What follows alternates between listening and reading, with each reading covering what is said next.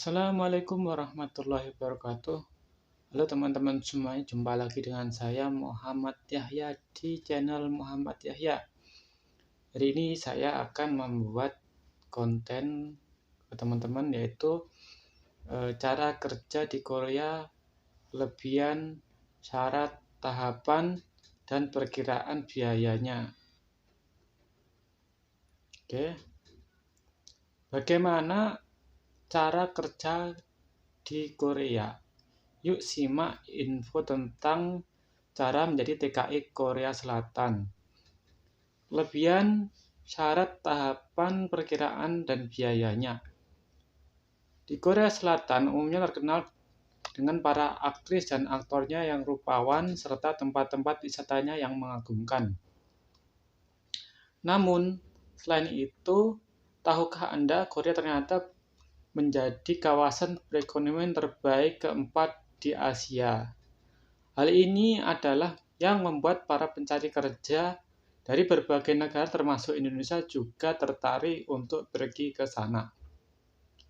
Banyaknya lapangan pekerjaan dan keterbatasan tenaga kerja membuat Korea membuka lowongan kerja sebanyak-banyaknya ke para pekerja asing. Korea memberi banyak kenyamanan bagi para pekerjanya, mulai dari lingkungan kerja yang aman dan nyaman, serta gaji yang fantastik ya. Kelebihan dan kekurangan bekerja di Korea, sebagai kawasan ekonomi terbesar keempat di Asia, Korea tentu menawarkan banyak lowongan pekerjaan yang menguntungkan bagi para pekerja mencari kerja. Segala konsekuensi baik dan buruk yang akan sesuai dengan jenis pekerjaan yang dipilih. 1. Kelebihan bekerja di Korea. Bekerja di luar negeri tentu saja memberi pengalaman baru bagi Anda. Bekerja lintas negara ini bisa membuat Anda mengetahui budaya, pola kerja, serta produk unggulan di Korea. Pengetahuan tentang berbagai hal di Korea tersebut bisa saja menjadi peluang bisnis yang bisa dikembangkan setelah mengumpulkan banyak uang. Selain itu, hal utama yang menjadi kelebihan bekerja di Korea adalah Anda bisa mendapatkan gaji yang fantastis dengan buruh Korea. Anda bisa mendapat gaji hingga puluhan juta dan besaran gaji tersebut akan terus meroket. Sangat menguntungkan, bukan? Dari segi keamanan, negara yang memiliki 4 musim ini sangat aman, sehingga Anda tidak perlu khawatir untuk bekerja di Korea, juga memiliki jenjang karir yang bagus. Dengan ini, setiap orang memiliki kesempatan untuk mendapatkan hidup yang lebih layak karena mendapatkan penghasilan yang berjumlah besar ya. 2. Kekurangan bekerja di Korea. Meskipun memiliki banyak kelebihan, bekerja di Korea juga memiliki beberapa kekurangan. Terkenal sebagai negara yang sukses, pekerja Korea harus rela meluangkan banyak waktu untuk bekerja. Jika dihitung per tahun, para pekerja di Korea Selatan harus bekerja selama 2069 jam. Jika memiliki riwayat kesehatan yang buruk, Anda sebaiknya tidak memiliki Korea sebagai tempat rantauan. Terkena masalah dengan majikan tentu bisa terjadi kapan saja. Oleh karena itu, pastikan bahwa Anda memiliki tekad dan mental yang kuat saat bekerja agar bisa bertahan di Korea. Namun, semua risiko baik dan buruk ini tergantung dari jenis pekerjaan dan bagaimana Anda mengerjakannya. Jika Anda bekerja dengan baik, maka hal buruk tidak akan menimpa. Meskipun sibuk bekerja, pastikan bahwa Anda tidak menomorduakan Yang Maha Kuasa. Berdoalah memohon penyertaannya dalam setiap langkah hidup Anda ya. Oke teman-teman, syarat dan ketentuan bekerja di Korea. Agar bisa bekerja di Korea, Anda perlu memenuhi berbagai persyaratan dan ketentuan yang telah ditentukan. Untuk kualifikasi diri, calon TKI harus menempuh pendidikan minimal SMP sederajat atau paket B. namun diutamakan lulusan SMA atau sederajat. Calon TKI harus berusia minimal 18 tahun dan maksimal 39 tahun serta tidak terjerat pidana kriminal. Calon TKI tidak diringkus pemerintah Indonesia serta sehat jasmani dan rohani, serta mendapatkan izin dari orang tua dan pasangan. Para calon TKI yang bekerja di Korea diharapkan tidak mengidap penyakit paru-paru, kelamin atau hepatitis, serta tidak buta warna. Persyaratan lainnya, TKI harus fasih berbahasa Korea, tidak mengalami cacat fisik, tidak memakai benda asing, dan tidak sedang mengandung. Jika semua kualifikasi tersebut telah dipenuhi, Anda perlu menyiapkan persyaratan dokumen berupa EKTP, KK, SKCK, ijazah, dan kartu kuning. Selain itu, siapkan juga akta kelahiran, paspor aktif, surat izin keluarga, surat keterangan sehat mata, dan buku rekening pribadi yang aktif. Sebagai ketentuannya, Anda tidak pernah bekerja di Korea selama lebih dari 5 tahun ya. Dan harus menyertakan alamat email pribadi. Nah, itulah beberapa syarat yang bisa Anda lengkap jika ingin menjadi TKI Korea. Lalu bagaimana tahapannya menjadi TKI Korea? Sebagai negara maju, Korea telah menjadi negara keempat para job seeker dan mengadu nasib ya. Terdapat beberapa tahapan penting yang perlu Anda ketahui sebelum bekerja di Korea. Pertama-tama, Anda harus mencari informasi perihal lowongan pekerjaan yang ada di Korea, serta informasi penyaluran tenaga legal. Program yang menjadi penyaluran TKI biasanya dilakukan oleh BP2MI ya, milik pemerintah Indonesia yang telah bekerja sama dengan tenaga kerjaan Korea. Carilah informasi legal agar saat berada di Korea Anda bisa bekerja dengan aman. Setelah mendapatkan informasi tersebut, silahkan lengkapi semua persyaratan mulai dari kualifikasi diri dan persyaratan dokumen. Jika seluruh persyaratan telah siap, Anda bisa langsung mendaftar melalui pendaftaran online. Namun sebelum itu akan lebih baik jika Anda mengikuti kursus bahasa Korea terlebih dahulu agar lebih fasih dalam berbahasa Korea. Selain mendaftar, Anda juga perlu mengeluarkan dana untuk mengikuti tes ujian EBS TOPIK. Setelah mendaftar, Anda harus mengikuti serangkaian tes, seleksi, ujian EBS TOPIK skill, tes medical check up. Nah, jika dinyatakan lolos berbagai tes tersebut, Anda akan mendapatkan sertifikat dan bisa melamar pekerjaan ke Korea. Ya. Tidak hanya itu, selanjutnya Anda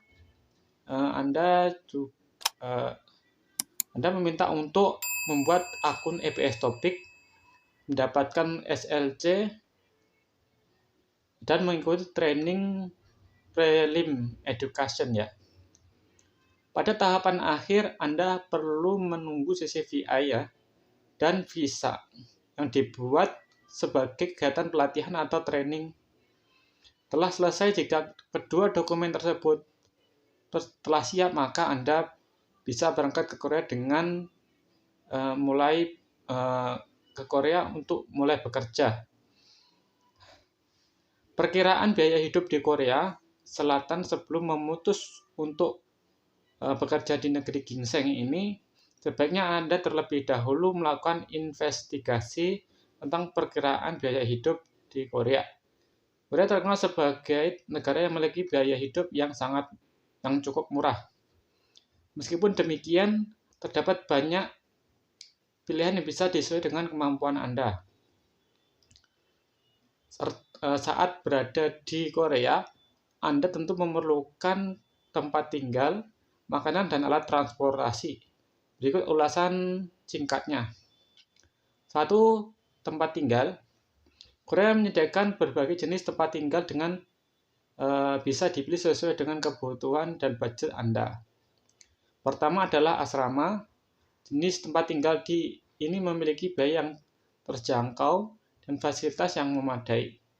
Dengan membayar 150.000 won dan hingga 600.000 won, Anda bisa menikmati berbagai fasilitas di asrama, baik fasilitas furnitur maupun gedungnya. Berikut adalah one room atau tempat tinggal dengan satu ruangan.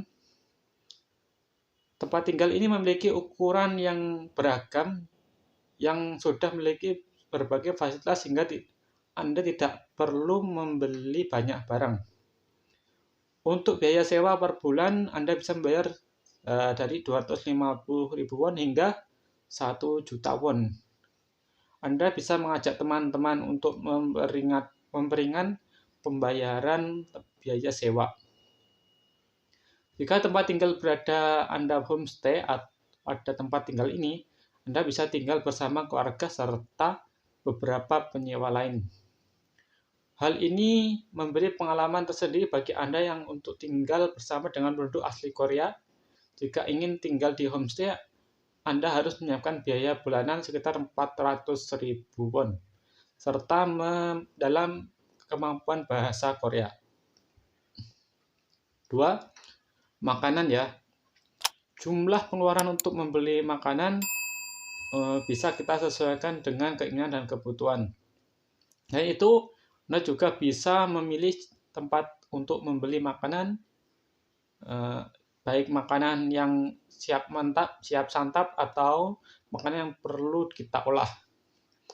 Supermarket atau coffee store bisa menjadi pilihan yang tepat untuk memenuhi bahan makanan terjangkau. Di sini Anda bisa menemukan berbagai jenis makanan seperti nasi kepal, sayur, dan buah. Dan harganya kurang dari 5.000 won. Di Korea juga terdapat kantin yang disediakan oleh perusahaan tempat kerja untuk pekerjaannya. Anda bisa membeli menu makan siang yang lengkap yang dijual dengan harga 5.000 won. Makanan yang tersedia di kantin sudah lengkap mulai dari nasi, lauk pauk, dan sayur. Seperti halnya di Indonesia, Korea memiliki jajanan pinggir jalan dengan harga yang bervariasi. Anda bisa menikmati street food dan mengeluarkan biaya mulai dari 3.500 won. Jika kurang tertarik dengan street food, Anda bisa memilih untuk makan restoran di Korea dengan biaya mulai dari 10.000 won.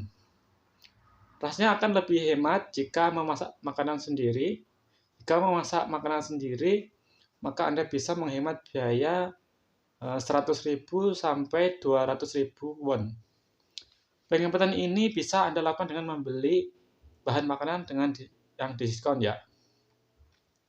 3. Transportasi. Secara umum, Korea menyediakan 3 jenis sarana transportasi. Tarif yang berbeda-beda, yaitu subway, bus, dan taksi ya. Sistem pembayaran yang dilakukan T-money atau dengan uang tunai. Subway dikenal sebagai transportasi yang cepat, murah, dan tarif berjalan nilai sekitar 1.250 won sampai 2.500 won. Untuk transportasi bus, Korea memiliki 3 jenis bus. Jenis bus yang pertama adalah bus reguler memiliki tarif T-money 1.200 dan 1.300 won. Kedua adalah bus ekspres ya, dengan tarif T-money 2.300 sampai 2.400 won. Jenis transportasi bus yang berakhir adalah village bus, yang nantinya dapat mengantarkan Anda hingga ke pelosok desa. Bus ini memiliki tarif yang paling murah, yang nilainya 900 won sampai 1.000 won untuk tunai. Jenis transportasi bus yang jika Anda mempunyai transportasi yang lebih personal, Anda bisa menggunakan taksi, namun dengan berbayar yang lebih mahal. Namun sebagai transportasi lainnya, taksi juga bisa dibayar secara tunai atau menggunakan T-Money. Ya, sekian aja videonya. Jika teman-teman suka dengan channel saya, silahkan like. Dan jika teman-teman ingin tahu informasi tentang Korea, silahkan bantu subscribe supaya channel saya cepat-cepat berkembang ya. Terima kasih telah menonton video saya. Saya akhiri dengan Waalaikumsalam warahmatullahi wabarakatuh.